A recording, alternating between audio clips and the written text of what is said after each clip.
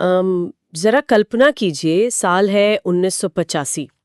एक शिक्षक 60-70 बच्चों की भीड़ के सामने खड़ा है, वो भी एक बरगद के पेड़ के नीचे, या फिर किसी जर्जर सी इमारत में। जहाँ स्कूल के नाम पर कोई पक्की छत भी नहीं है। बिल्कुल। हाथ में सिर्फ एक घिसा हुआ चौक का टुकड़ा है, और सामने जो बच्चे बैठे हैं ना, उनमें से ज्यादातर के परिवारों ने शायद आज तक स्कूल का दरवाजा भी नहीं देखा है। और तभी दिल्ली से एक फरमान आता है, राष्ट्रीय शिक्षा नीति 1986, जिसका लक्ष्य है भारत की शिक्षा व्यवस्था का मतलब रातों रात आधुनिकीकरण करना। सुनने में तो ये किसी साइंस फिक्शन जैसा लगता है ना, जहाँ बुनियादी ढांचे के बिना ही सीधे चांद पर पहुंचने की बात हो रही हो। हाँ, एकदम। और आज की इस गहन चर्चा में हमारे पास इसी नीति के विस्तृत नोट्स हैं जो रंजन सर ने तैयार किए हैं। हमारा मिशन आज इन पन्नों को बस किसी बोरिंग सरकारी दस्तावेज की तरह पढ़ना नहीं है। तो फिर हमारा नजरिया क्या होने वाला है आज? हम इसे एक क्लासरूम एजुकेटर की नज़र से देखेंगे।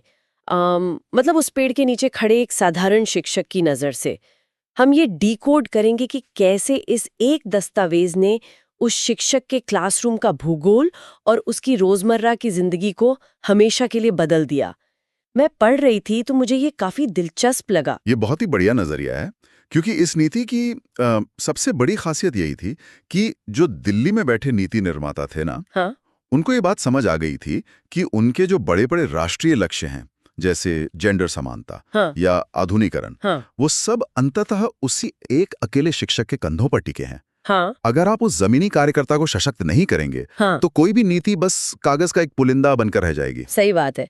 लेकिन अगर उस शिक्षक के पास टूल्स ही नहीं है तो कुछ भी बदलना तो बहुत दूर की कौड़ी लगती है। मतलब नोट्स के पहले हिस्से में ऑपरेशन ब्लैक बोर्ड का जो जिक्र है, उसे देखकर लगता है कि ये उसी बुनियादी कमी को दूर करने का एक मैकेनिज्म था। बिल्कुल।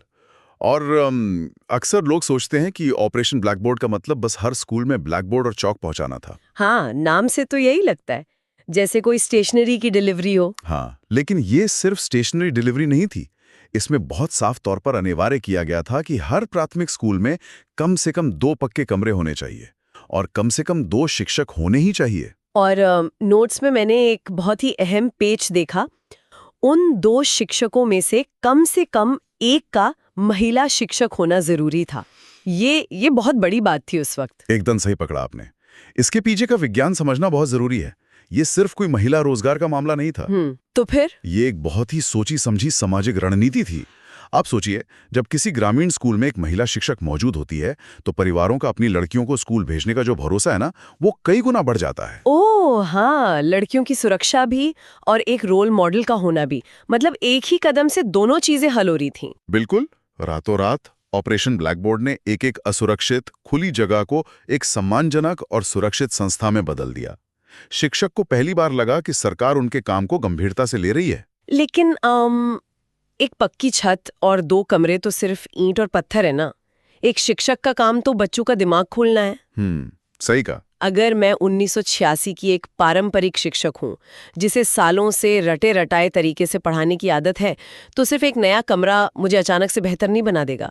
बिना ट्रेनिंग के मैं तो उसी पुराने तरीके से पढ़ाऊंगी। और इसी खाई को पाटने के लिए नीति ने सीधा वार किया ट्रेनिंग के ढांचे पर। नोट्स में एनसीटीई को मजबूत करने और हर जिले में डाइट की स्थापना का जिक्र है। डाइट यानी जिला शिक्षा एवं प्रशिक्षण संस्थान। हाँ, डाइट। पहले क्या होता था कि अगर शिक्षक को नई पेडागोजी सीखनी है तो ट्रेनिंग के अवसर बहुत सीमित थे, बहुत सेंट्रलाइज्ड थे। डाइट ने उस ट्रेनिंग सेंटर को शिक्षक के अपने जिले में लाके खड़ा कर दिया। तो ये कुछ वैसा ही है जैसे हम किसी शेफ से 5 स्टार खाना बनाने की उम्मीद करें, लेकिन पहले उसे एक शानदार किचन दें जो ऑपरेशन ब्लैक बोर्ड से मिला, और फिर कुकिंग की एडवांस ट्रेनिंग दें जो डाइट से मिली। क्या बात है, बहुत ही सटीक एनालॉजी है। इस नीति ने शिक्षकों को उनका सही किचन और सही ट्रेनिंग दी। ट्रेनिंग अब कोई दूर की चीज नहीं रही, वो स्थानीय स्तर पर उपलब्ध एक निरंतर प्रक्रिया बन गई। बहुत खूब। तो अब हमारे पास पक्का कमरा है और एक ट्रेन शिक्षक है, लेकिन कमरे की दीवारें खड़ी हो जाने के बाद सबसे बड़ा बदलाव तब आता है जब दरवाजे से बच्चे अंदर आते हैं।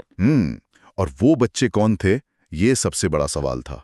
इस नीति ने ना यूनिवर्सल एलिमेंट्री एजुकेशन यानी सार्वभौमिक प्राथमिक शिक्षा का बिगुल बजा दिया। 6 से 14 साल के बच्चों के लिए मुफ्त और अनिवार्य शिक्षा, इसका तो सीधा मतलब ये हुआ कि क्लासरूम का पूरा डेमोग्राफिक ही रातों रात पलट गया। बिल्कुल पलट गया। ये एक बहुत बड़ा सामाजिक भूचाल था। जो बच्चा पहले खेतों में अपने पिता की मदद कर रहा था या जो लड़कियां घर का चूल्हा संभाल रही थी, वो अब क्लासरूम में थीं। और इनमें से ज्यादातर तो फर्स्ट जनरेशन लर्नर्स होंगे ना, मतलब पहली पीढ़ी के शिक्षार्थी। एकदम सही। इनके घरों में पढ़ाई का कोई माहौल नहीं था, होमवर्क में मदद करने वाला कोई नहीं था। ऐसे में शिक्षक की भूमिका सिर्फ सिलेबस खत्म करने वाले कर्मचारी की नहीं रह गई थी। नोट्स में ना एक शब्द पर बहुत जोर दिया गया है, रिटेंशन। रिटेंशन मतलब बच्चों को स्कूल में रोके रखना। हाँ, एनरोलमेंट तो हो गया, लेकिन वो बच्चा अगले दिन और फिर अगले महीने वापस स्कूल क्यों आए, ये सुनिश्चित करना अब शिक्षक के गले की सबसे बड़ी जिम्मेदारी बन गया। एक मिनट, मुझे यहाँ ना एक बहुत बड़ा विरोधाभास नजर आता है। अगर इस पूरी नीति का फोकस यूनिवर्सल एजुकेशन और एक समतामूलक समाज बनाने पर था, मतलब हर वर्ग के बच्चे को एक ही क्लासरूम में लाना, हाँ सही, तो फिर जवाहर नवोदय विद्यालयों का कॉन्सेप्ट तो इस पूरे विजन के बिल्कुल विपरीत दिशा में जाता है ना? हम एक तरफ सबको साथ पढ़ाने की बात करें और दूसरी तरफ गांव के सबसे मेधावी बच्चों को निकालकर अलग से एक विशेष स्कूल में डाल रहे हैं। आपको लगता है कि ये एलिटिज्म है? मुझे तो लगता है कि ये एक नए तरह का अभिजात्यवाद पैदा करने का तरीका था।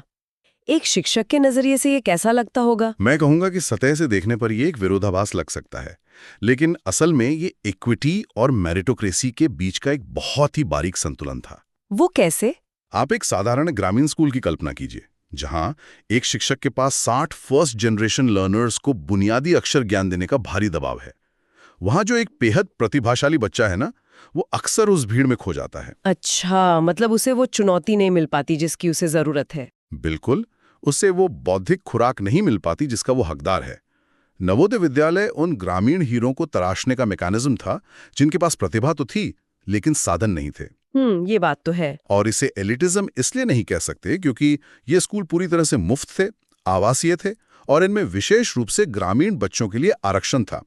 ये असल में उस प्रतिभाशाली ग्रामीण बच्चे को वो मंच देने की कोशिश थी जो उसे शहरों के महंगे प्राइवेट स्कूलों वाले बच्चों के बराबर ला सके।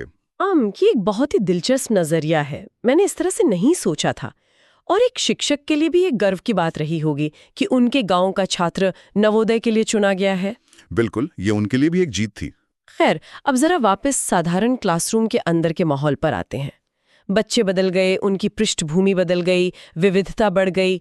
ऐसे में पढ़ाने का वो जो पुराना तरीका था वो तो बिल्कुल काम नहीं करेगा, जहां बच्चे चुपचाप बैठते हैं और शिक्षक सिर्फ लेक्चर देता है। वो तरीका तो पूरी तरह फेल हो जाता। हाँ, इसे अगर मैं एक एनालॉजी से समझूं तो ये ब्रॉडकास्टिंग से नेटवर्किंग की तरफ जाने जैसा था। कैसे, थोड़ा समझाइए। पहले शिक्षक एक रेडियो टावर की तरह होता था जो सिर्फ जानकारी ब्रॉडकास्ट करता था और बच्चे बस निष्क्रिय होकर सुनते थे।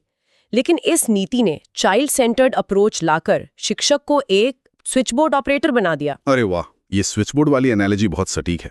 शिक्षक को अब सिर्फ बोलना नहीं था, बल्कि हर बच्चे के विचार को पकड़ना था, उन्हें आपस में जोड़ना था और एक्टिविटी से जोड़ना था। मतलब रट्टा मारने की जगह करके सीखने ने ले ली। हाँ, पढ़ाई को तनाव मुक्त बनाना था।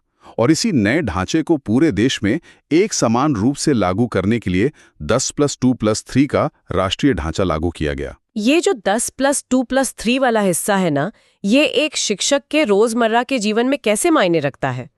क्योंकि अक्सर इसे सिर्फ एक एडमिनिस्ट्रेटिव बदलाव माना जाता है। ऐसा लगता है, लेकिन ये बहुत अहम था। क्योंकि अगर हम 1986 से पहले की बात करें तो अलग अलग राज्यों में शिक्षा का ढांचा बिल्कुल अलग था। कहीं स्कूल 11 साल का था तो कहीं कुछ और। हाँ, और एक शिक्षक के लिए ये किसी बुरे सपने से कम नहीं था। आप सोचिए, कोई बच्चा दूसरे राज्य से ट्रांसफर होकर आता तो शिक्षक को समझ ही नहीं आता कि उसे किस स्तर से पढ़ाना है। ये ढांचा एक बहुत जरूरी स्टैंडर्डाइजेशन लेकर आया। पूरे देश के शिक्षक अब एक ही वेवलेंथ पर थे। और शायद इसी के साथ वो नेशनल करिकुलम फ्रेमवर्क भी आया था। बिल्कुल, राष्ट्रीय पाठ्यचर्या रूपरेखा। इसका एक बड़ा लक्ष्य था छात्रों में साइंटिफिक टेम्पर यानी वैज्ञानिक दृष्टिकोण विकसित करना। शिक्षक का काम अब सिर्फ पाठ्यपुस्तक रटाना नहीं था। मतलब उन्हें ये नहीं सिखाना था कि क्या सोचना है, बल्कि ये सिखाना था कि कैसे सोचना है। एकदम सही। सवाल पूछने की आजादी देनी थी, अंधविश्वासों पर तर्क करने की क्षमता विकसित करनी थी। लेकिन यहाँ मुझे जो चीज सबसे ज्यादा चौंकाती है ना, वो है एजुकेशनल टेक्नोलॉजी यानी ईटी का जिक्र। हाँ, ये बहुत ही आगे की सोच थी। मतलब याद रहे हम 1986 की बात कर रहे हैं।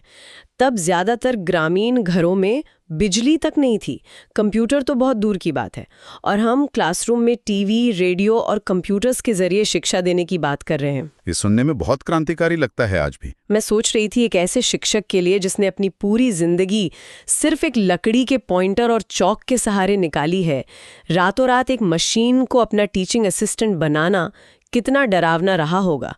ये तो उनके आत्मविश्वास को ही हिला देता। मनोवैज्ञानिक रूप से ये सच में एक बड़ा झटका हो सकता था। शिक्षक को ये डर भी सता सकता था कि कहीं ये टीवी या रेडियो मेरी नौकरी तो नहीं खा जाएगा। हाँ, ये तो है। लेकिन नीति ने इसे बहुत स्मार्ट तरीके से पेश किया।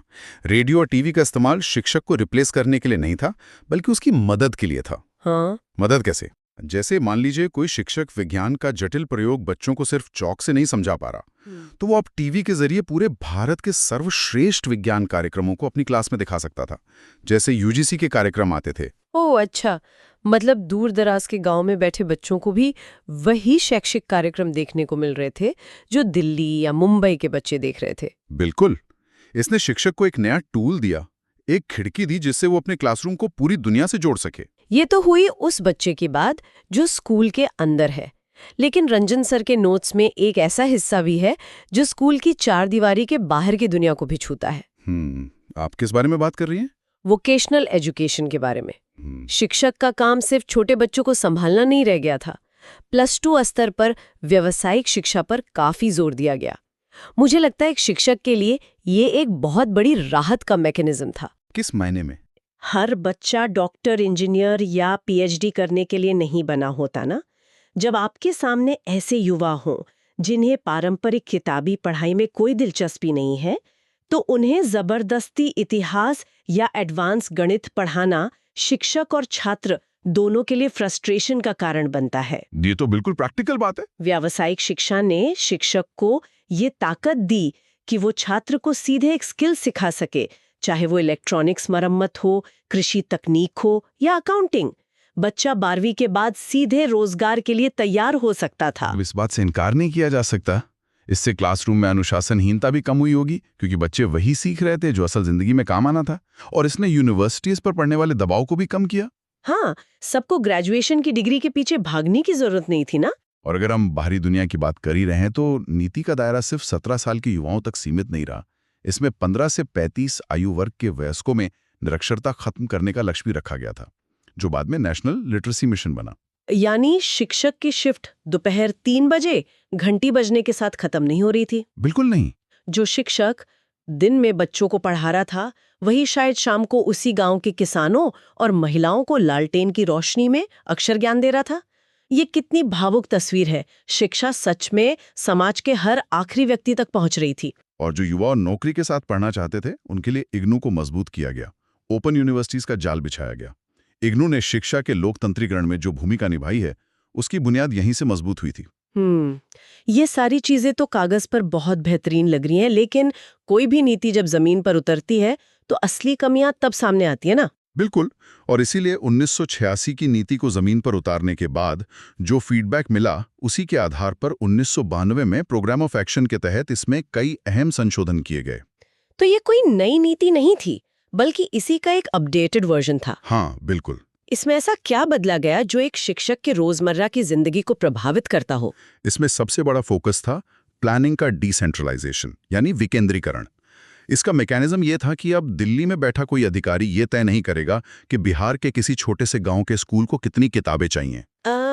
तो ये फैसले कौन ले रहा था फिर? स्थानीय स्तर पर पंचायतों और जिला समितियों को अधिकार दिए गए। इसी के तहत जिला प्राथमिक शिक्षा कार्यक्रम यानी डीपीईपी शुरू किया गया। वाह! एक शिक्षक के नजरिए से देखें तो ये एक बहुत बड़ी आजादी थी। मतलब अब अगर उसके स्कूल की छत टपक रही है तो उसे मीलों दूर बैठे किसी अफसर के मंजूरी का इंतजार नहीं करना था। समाधान लोकल लेवल पर ही निकाले जा सकते थे। सही कहा। शिक्षक की आवाज को सिस्टम में पहली बार इतनी अहमियत मिल रही थी, और इसी के साथ शिक्षक शिक्षा को और सुदृढ़ किया गया। डाइट के जरिए उन्हें लगातार अपडेट किया जाने लगा। तो अगर हम इस पूरे सफर को समेटें तो ये महज एक सरकारी दस्तावेज का रूखा सूखा विश्लेषण नहीं है। ये एक शिक्षक के ज्ञान के वितरक से एक फैसिलिटेटर बनने की कहानी है। बिल्कुल। एक ऐसा सफर जहां बुनियादी ढांचे की कमी से जूझता एक साधारण शिक्षक फर्स्ट जनरेशन लर्नर से भरे एक आधुनिक और तकनीक से लैस क्लासरूम का कुशल संचालक बनता है। और इसी पूरी चर्चा से ना मेरे मन में एक बहुत ही गहरा विचार आ रहा है। बताइए। आज हम एक ऐसे दौर में जी रहे हैं जहां जेनरेटिव एआई, स्मार्ट क्लासरूम्स और वर्चुअल रियलिटी की बातें आम हो गई हैं। लेकिन अगर हम ध्यान से देखें तो शिक्षा में इस तकनीकी क्रांति की बुनियाद असल में 1986 में ही ईटी के तहत रेडियो और टीवी के इस्तेमाल से रख दी गई थी। उस समय वो किसी जादुई तकनीक से कम नहीं था। बिल्कुल, लेकिन ये सब जानने के बाद सोचने वाली बात ये है कि मशीनें कितनी भी एडवांस क्यों ना हो जाएं, क्या कक्षा के आखिरी बेंच पर बैठे उस शांत डरे हुए बच्चे की आंखों में देखकर उसका आत्मविश्वास जगाने की असली चुनौती आज भी बिल्कुल वैसी ही नहीं है जैसी 40 साल पहले थी? ये बहुत ही प्रासंगिक सवाल है। क्या कोई भी आर्टिफिशियल इंटेलिजेंस, कोई भी एल्गोरिदम कभी भी एक शिक्षक के उस इंसानी जुड़ाव की जगह ले सकता है जो एक पल में किसी बच्चे की पूरी जिंदगी बदल देता है? ये एक ऐसा सवाल है जो हम सभी को अपने जहन में रखना चाहिए और इस पर खुद विचार करना चाहिए।